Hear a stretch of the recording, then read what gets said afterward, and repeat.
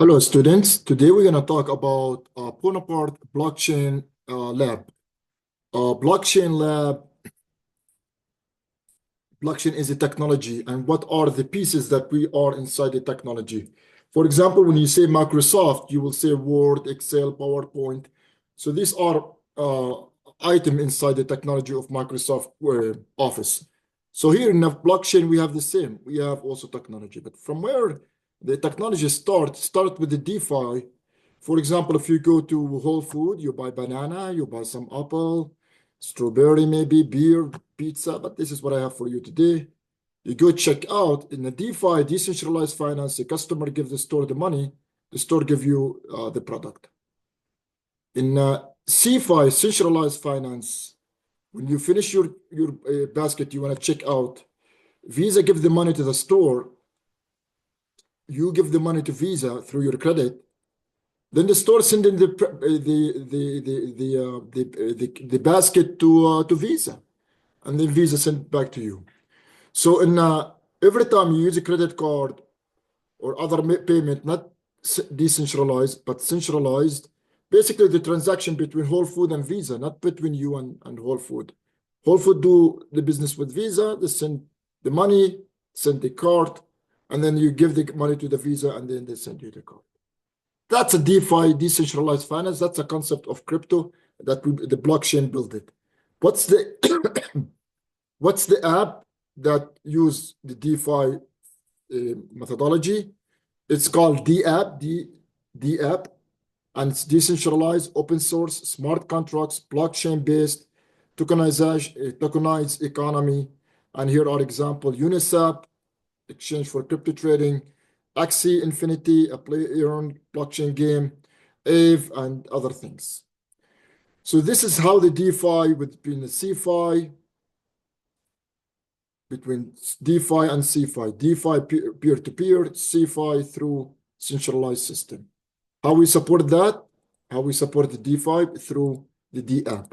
Then we're going to talk about fungible and non-fungible asset. If you have $100, you can break it down to 250s, 520s, or 50, 20, 4, 5s, and 10. The sum will be $100. So we call this as a fungible asset. You can break it down to pieces. You still have the same value. Non-fungible asset, for example, the Mona Lisa.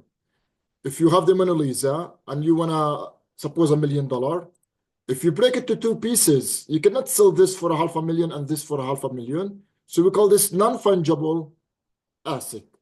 So why I'm doing non-fungible asset? Because the NFT that you hear it a lot, what is that NFT? It's first of its kind, uniqueness and rarity, and ownership history, like you get a patent.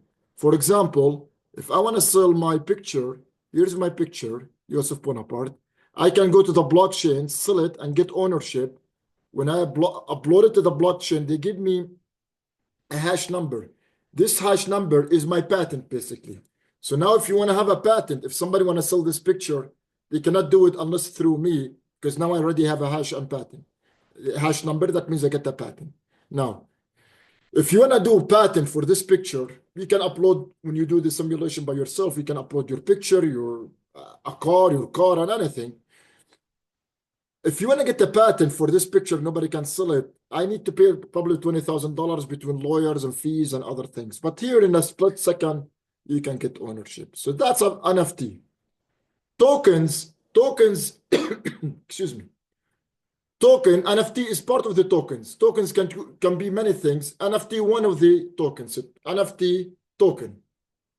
Here's example of token. Ethereum has a token. You can build Ethereum. You can build a token on the Ethereum blockchain, but you cannot do that with the Bitcoin. Bitcoin, you cannot build a token inside the Ethereum, inside the Bitcoin blockchain. But in Ethereum, you can build tokens, you can do NFT, you can do a lot of cool things. So for example, a recipient, for example, I'm using my name of my daughter, Josephine. So I'm going to give her one token. And then I'm going to send Napoleon.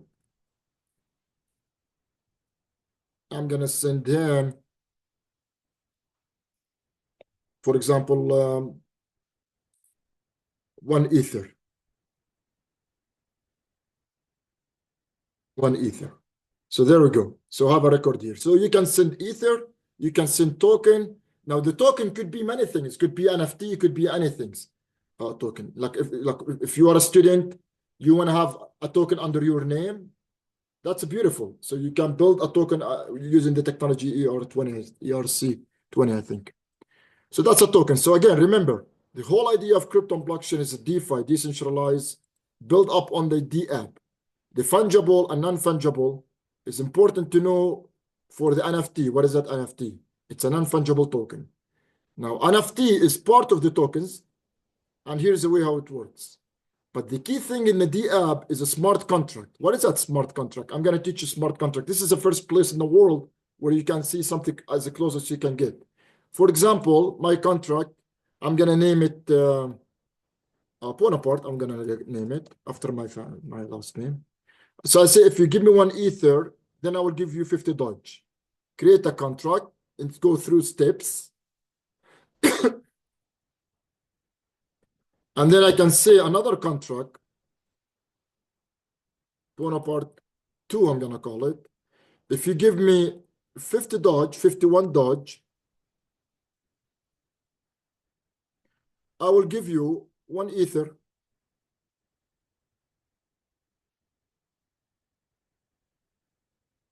So I'm trying to do an arbitrage in the blockchain. Hey, if you give me, if I receive 1 Ether, I'll give you 50 Dodge. If you give me 51 Dodge, I give you 1 Ether. So you have 2 contracts. Activate. The idea of a smart contract is if then. That's a smart contract. They like it smart because if then, and then 5 matches. Okay, I got the matches here. The people like it. Execute the match. I'm done. This is already successfully. So this contract is done. I sold 1 Ether with the Dodge and I got this transaction. This is smart contract. Your homework. Your homework is to go to this app. You have the link. Talk about DeFi. Buy a basket of fruits. Check out your price. Check out whatever basket you have and go to the DeFi. Compare it with the CeFi by doing a start. Explain the steps. And then talk with the DApp, what are the key components that support the DeFi, decentralized finance. Go to the fungible, how $100, which can be 50, 20, this 5 and 10, or it could be 250s or 520s or 10 10s or 25s, or this combination. Versus non-fungible, Mona Lisa, you can break it in 2 pieces, but it has no value each piece. This is because non-fungible asset. Reset. Do it again. Yep. NFT. What is that NFT? Ownership history. And then you go to interactive demo. Take a picture of you and or any picture and get the hash. Now you get uniqueness. I get the ownership. I get the patent. That's NFT. Then you go to token. NFT is part of token. Token part of a coin. A coin is the biggest umbrella, is a coin. Now I don't recommend anybody to have a blockchain with the coin. If you want to build something digital asset, you want to sell it or this, just build a token inside the Ethereum. You can do it cheaper for you. Token, so I'm going to send a token, 1 token, recipient XXYY, for example. Hey, I'm going to send you 1 token, send it, and here is a record. You can also send an Ether. I'm going to send recipient YYHH. I'm going to send you 2 Ether. And so you're done here. Smart contract, as I said before, 1 Ether to 50 Dodge. I'm going to call it Bonaparte. 1, create a contract. Go through steps. You can read the steps here. And then the other contract, I want to do arbitrage here. So Dodge, I'm going to say 51 Dodge for 1 ETH. Create a contract. Pona 2. Create a contract. You go through the steps. You read the contract, you like it, then active, find matches. Maybe we don't find, maybe we find. We find, execute matches, boom. We're done. These 2 contracts already out. So that's a smart contract. The idea is if then, And you can put two contracts together if you want to do arbitrage. If both executed, then you find matches and execute it. Your homework is to go through each one of those and explain what you're doing. Thank you so much. I hope you learn about Blockchain Lab. By the way, I'm Yusuf Bonaparte, professor in finance. I'm director for externals and fintech, and this is part of my crypto education.